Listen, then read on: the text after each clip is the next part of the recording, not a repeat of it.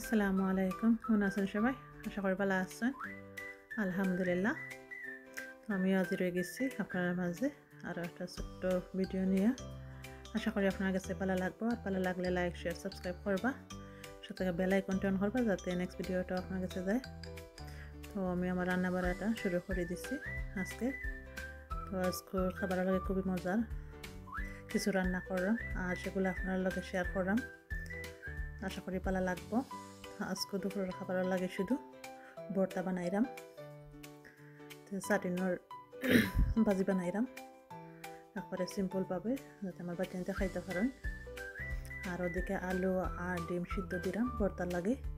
আর এই যে এদিকে মাছ পেঁয়াজ আর মরিচ ভাজিছি ভর্তার লাগে। আজকে মাছের ভর্তা, ডিমর ভর্তা, আলু ভর্তা, সাটিন আর শুটকি আছে, এগুলো দিয়ে ভর্তা বানাইমু।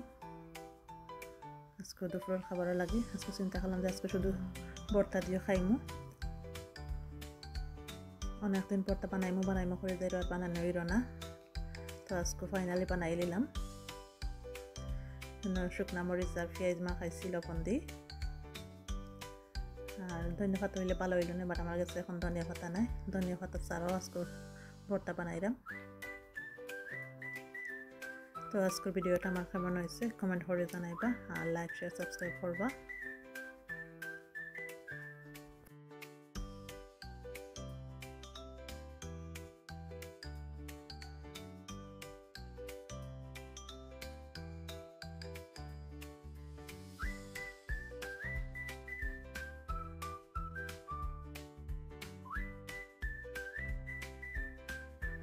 মাছের ভর্তা, ডিমের ভর্তা আমার রয়ে গেছে। এখন আলু ভর্তা বানাইলাম আর সাটিন ভাজি আমার রয়ে গেছে।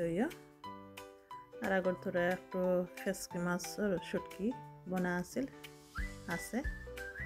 আর কিছু মাংস তরকারিও আছে, মাছও আছে। তো আজকে এগুলা দিয়ে খাবার রইব।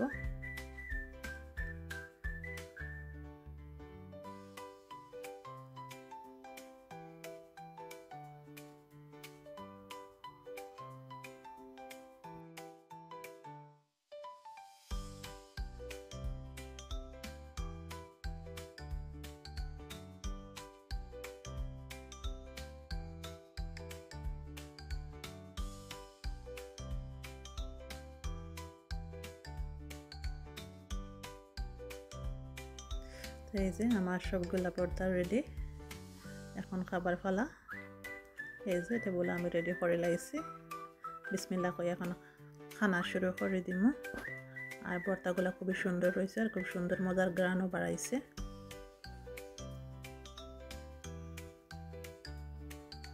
আলহামদুলিল্লাহ সবগুলা ভর্তা মজা হয়েছে।